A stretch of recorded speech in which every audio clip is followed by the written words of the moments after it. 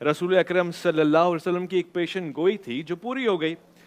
حضرت صلی اللہ علیہ وسلم نے امام حسن کے لیے فرمایا تھا کہ میرا یہ بیٹا سید ہے اور اللہ اس کے ذریعے مسلمانوں کے دو گروہوں میں صلح کرائے گا۔ تو جب امام نے صلح کر لی، اب یہ سوال سمجھنے والا ہے، امیر معاویہ کی بیعت کر کے انہیں قبول کر لیا، تو پھر اہل تشیع حضرات انہیں قبول کیوں نہیں کرتے؟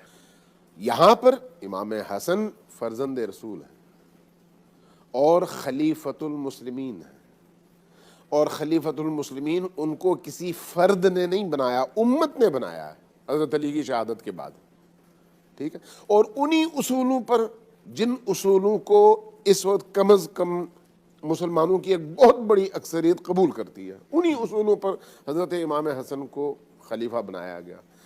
خلیفۃ المسلمین کے خلاف تلوار لے کر نکلنا یہ کیا ہے؟ یہ اسلام ہے یا پھر بغاوت ہے؟ سوال